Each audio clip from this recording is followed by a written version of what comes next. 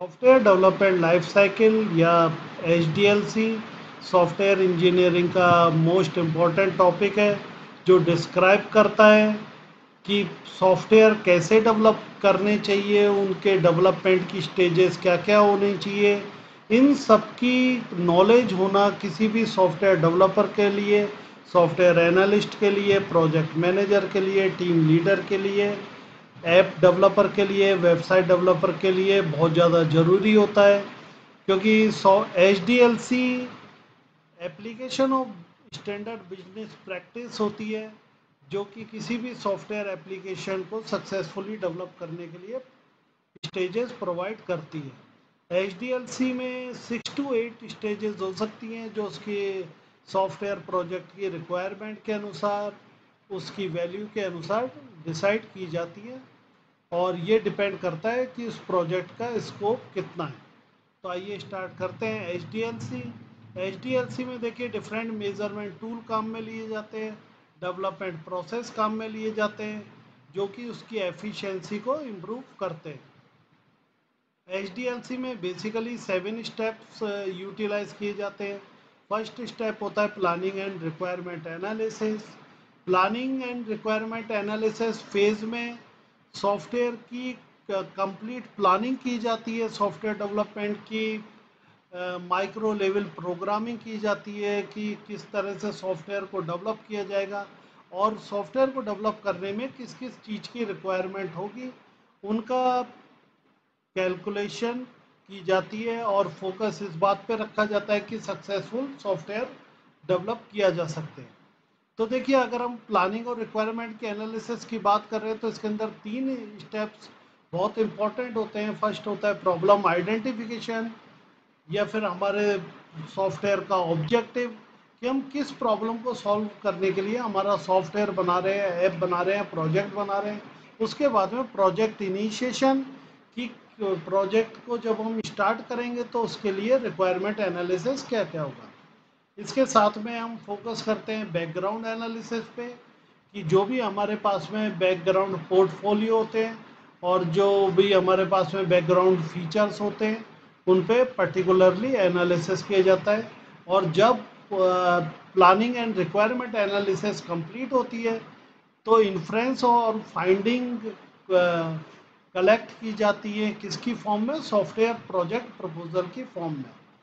So after taking knowledge of planning and requirement analysis, we will come down to the next stage of HDLC, feasibility analysis.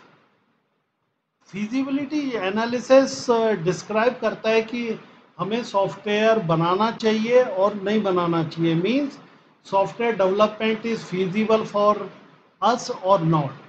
तो इसके लिए देखिए 5 types की feasibility study analysis की जाती हैं, जो मैं आपको बता रहा हूँ। फर्स्ट टेक्निकल और टेक्नोलॉजिकल फिजिबिलिटी स्टडी।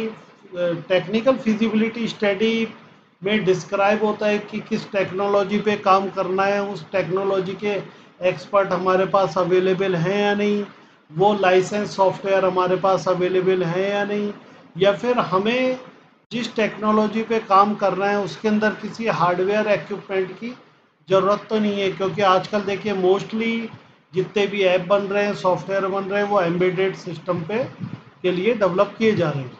नेक्स्ट, जितने भी फाइनेंशियल मैटर होते हैं लाइक कॉस्ट बेनिफिट एनालिसिस, वो सारी की सारी चीज़ें कि कितना प्रॉफिट हो रहा है, कितना रिस्क फैक्टर है, कितना हमको कैश फंड चाहिए, कितना हमको कैश फ्लो चाहिए, फंड फ्लो चाहिए, उन सब की जितने भी इकोनॉमिक एंड फाइनेंशियल मैटर होते हैं वो इकोनॉमिक फिजिबिलिटी में डिस्क्राइब किए जाते हैं। Next, legal feasibility study, means हम जो सॉफ्टवेयर बना रहे हैं वो ऑथेंटिक है या नहीं। ऐसा तो नहीं है कि कहीं से हमने कॉपी पेस्ट किया है, या फिर ऐसा तो नहीं है कि हमने प्रीवियस सॉफ्टवेयर को ही मॉडिफाइड करके अपग्रेड करके यूटिलाइज कर रहे हैं, जो कि इलीगल होता है। हमें जो भी सॉफ्टवेयर हम डेवलप कर रहे हैं, जो भी सॉफ्टवेयर बना रहे हैं, वो लीगल वे में होना चाहिए, और ISO स्टैंडर्ड के अनुसार, इंटरनेशनल स्टैंडर्ड के अनुसार उसका लेवल कंप्लीट होना चाहिए। Next, operational feasibility. Operational feasibility determine करती है कि किसी भी प्रोजेक्ट को मॉड्यूलर अप्रोच के थ्रू कितने मॉड्यूल्स में ब्रेक डाउन किया जाएगा, जितने भी मॉड्यूल्स होंगे उनमें कितनी कितनी टीम्स होंगी, टीम्स के लिए कंप्लीट टेक्निकल इंफ्रास्ट्रक्चर अवेलेबल है या नहीं। वो सारी जितनी भी प्लानिंग होती है, प्रोजेक्ट प्लानिंग होती है, वो प्रैक्टिकल वे में ऑपरेशनल फिजिबिलिटी में एनालाइज की जाती है। नेक्स्ट शेड्यूलिंग फिजिबिलिटी मीन्स, क्योंकि देखिए जो भी सॉफ्टवेयर प्रोजेक्ट आप क्लाइंट के लिए डेवलप कर रहे हैं वो शेड्यूल टाइम में कंप्लीट होना चाहिए। तो इस कारण हम मॉड्यूल अप्रोच काम में लेते हैं, डिफरेंट मॉड्यूल बनाते हैं, मॉड्यूल अप्रोच को डिवाइड करके यूनिट बनाते हैं, तो सॉफ्टवेयर की यूनिट टाइमली कंप्लीट होनी चाहिए, डिफरेंट मॉड्यूल टाइमली कंप्लीट होने चाहिए। वो सारी फिजिबिलिटी स्टडी शेड्यूलिंग के इंटरनल कंप्लीट की जाती है। यहाँ पर देखिए 3 एरियाज में हम फोकस करते हैं। इंटरनल प्रोजेक्ट कंस्ट्रेंट, जिसके अंदर technical, technology, budget, resources count down होते हैं। इंटरनल कॉरपोरेट कंस्ट्रेंट, जिसके अंदर फाइनेंशियल, मार्केटिंग, एक्सपोर्ट एक्सेट्रा पे वर्कआउट होता है। And external means logistic, environment, laws, regulations, इसके अंदर हम एक्सटर्नल कंस्ट्रेंट में इन पे फोकस करते हैं। नेक्स्ट अगर अपन बात करें तो design and prototyping after feasibility analysis, जो नेक्स्ट फेज होता है वो हमारा डिज़ाइन एंड प्रोटोटाइप होता है, जिसके अंदर सॉफ्टवेयर डिज़ाइन फिक्स किया जाता है कि सॉफ्टवेयर का फ्रंट एंड क्या होगा, बैक एंड क्या होगा, और उसके डेटाबेस सिक्योरिटी और डेटाबेस स्ट्रक्चर किस टाइप का होगा, वो सारी चीज़ें अपन इसमें डिस्कस करेंगे। तो देखिए, और एक प्रोटोटाइप डेवलप किया जाता है, किसी भी अलग अलग सॉफ्टवेयर के डिफरेंट टाइप के प्रोटोटाइप होते हैं। तो देखिए डिज़ाइनिंग फेज में यहाँ पर हम देख सकते हैं कि 5 टाइप की डिज़ाइनिंग एस्पेक्ट पे अपन वर्कआउट करेंगे, 5 और 6 टाइप की। तो फर्स्ट होता है आर्किटेक्चर। सॉफ्टवेयर का आर्किटेक्चर यहाँ पर हम स्पेसिफाई करते हैं, इंक्लूडिंग प्रोग्रामिंग लैंग्वेज और किस इंडस्ट्रीज के लिए डेवलप कर रहे हैं, overall design of the project, और किसी टाइप का अगर हम टेम्पलेट काम में ले रहे हैं तो वो अपन आर्किटेक्चर में डिफाइन करते हैं।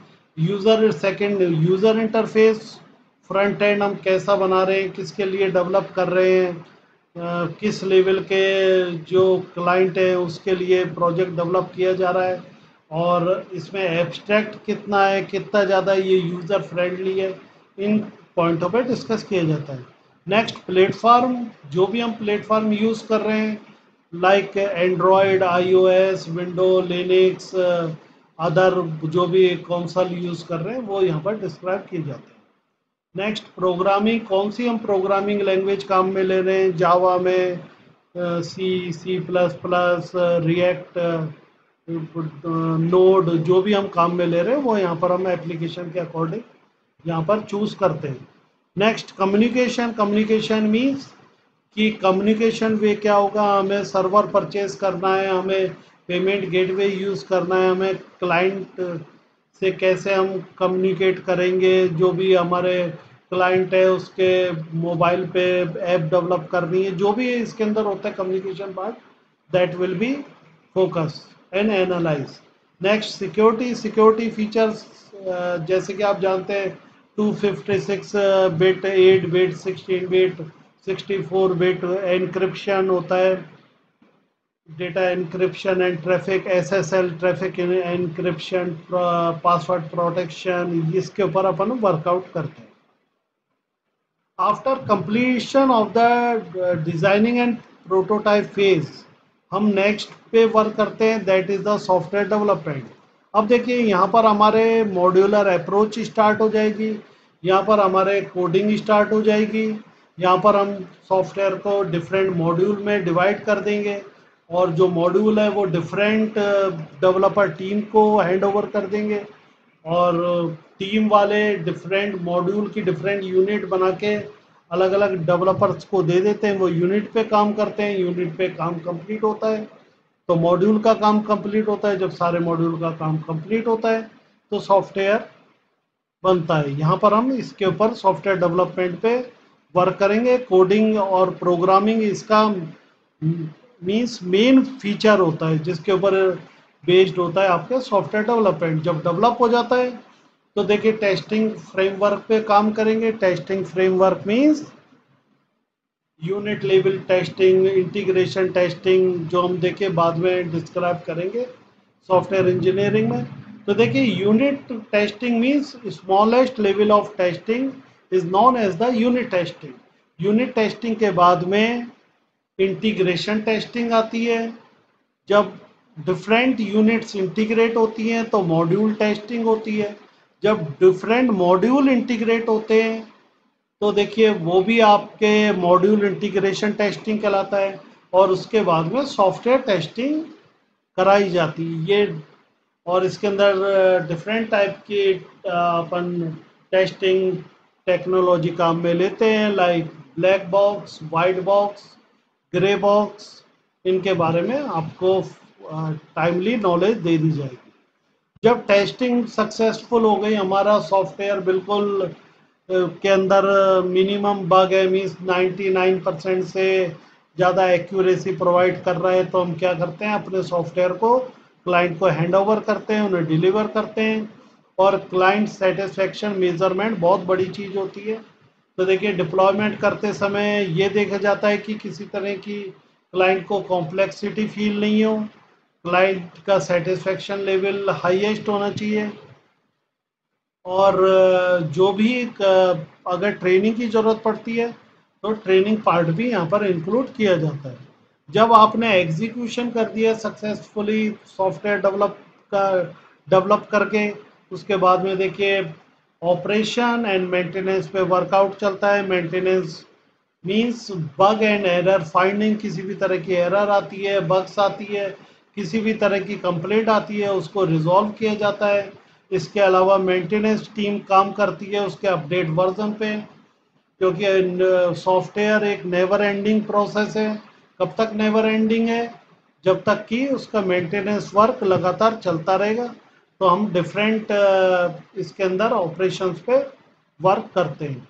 यहाँ पर आपके HDLC कंप्लीट होता है। अब हम बात करेंगे वाटरफॉल मॉडल पे। वाटरफॉल मॉडल लीनियर मॉडल भी कहलाता है या सिक्वेंशियल मॉडल भी कहलाता है। ये क्लासिकल मॉडल है या बेसिक मॉडल भी कह सकते हैं वाटरफॉल मॉडल को, जिसके अंदर सेम स्टेप्स आते हैं जो कि हमने एनालाइज किए थे HDLC में। तो वाटरफॉल मॉडल और इसके अंदर कोई ज़्यादा अंतर नहीं है। देखिए वाटरफॉल मॉडल 2 टाइप्स का था, एक simple waterfall model and second was the moderate waterfall model. जो वो सिंपल वाटरफॉल मॉडल था उसके अंदर देखिए जितने भी स्टेप थे उसके अंदर केवल आप फर्स्ट स्टेप से सेकंड स्टेप पे जा सकते हो, अप टू डाउन जा सकते हो, लेकिन बॉटम टू अप नहीं जा सकते। लेकिन जो मॉडरेट वाटरफॉल मॉडल आया उसमें फैसिलिटी प्रोवाइड की कि आप किसी भी स्टेप से बैक जा सकते हैं। तो यहाँ पर एक बार हम जो भी इनके स्टेप्स हैं, फेजेस हैं, वो यहाँ पर एनालाइज कर लेंगे। ये सेम वैसे ही है जो अपन ने वहाँ पर पढ़े थे। Requirement gathering is the first, second is the analysis declaration, third is the system design, four is the implementation, fifth is the integration and testing, जो सिक्स है वो डिप्लॉयमेंट है, and seven is the operation and maintenance, जिनके बारे में मैं काफ़ी explain कर चुका हूँ। इसकी एडवांटेजेस देखें तो देखिए ये यूटिलाइजेशन में सिंपल है और अंडरस्टैंडेबल है, क्योंकि इसके अंदर कॉम्प्लेक्स सॉफ्टवेयर को यूटिलाइज नहीं किया जाता। सेकंड, इसके अंदर जितने भी फेज हैं उनको मैनेज करना बहुत ज़्यादा इजी रहता है, क्योंकि यहाँ पर टाइम बाउंडेशन नहीं होती और रिव्यू प्रोसेस वर्क करता है। नेक्स्ट, जितनी भी स्टेजेस होती हैं वो क्लियरली डिफाइंड होती हैं, उनके अंदर एम्बिग्विटी नहीं होती है। नेक्स्ट, ये स्मॉलर प्रोजेक्ट के लिए काम करता है जहाँ पर कि रिक्वायरमेंट क्लियर होती है। एंड लास्ट कि इसके अंदर प्रोसेस और आउटपुट होता है वो क्लियरली मेंशन डॉक्यूमेंट में होता है। मीन्स हर स्टेज के बाद में आप डॉक्यूमेंटेशन करके रखेंगे। और इसकी अगर नेगेटिविटी की बात करें, डिसएडवांटेज की बात करें, तो इसके अंदर देखिए रिस्क और अनसर्टेन कंडीशन कैलकुलेशन नहीं किया जाता है, जिसके कारण ये कंडीशन हाई होती है। नेक्स्ट, कॉम्प्लेक्स और ऑब्जेक्ट ओरिएंटेड प्रोजेक्ट, जो कि कॉम्प्लेक्स प्रोजेक्ट होते हैं उनके लिए ये यूटिलाइज नहीं होता है। नेक्स्ट, चेंजिंग रिक्वायरमेंट इसके अंदर इजीली अकोमोडेट नहीं होती है किसी भी फेज में, क्योंकि देखिए चेंजिंग रिक्वायरमेंट के अकॉर्डिंग ही उनके डॉक्यूमेंट बनेंगे, उसके अंदर चेंज होगा। And testing last important phase है। अगर टेस्टिंग के बाद में कोई चेंज आता है तो वो इसके रिस्क को काफ़ी ज़्यादा इंक्रीज कर देता है। यहाँ पर आपके वाटरफॉल मॉडल कंप्लीट किया जाता है। अब देखिए नेक्स्ट वीडियो में हम स्पाइरल मॉडल पे फोकस करेंगे।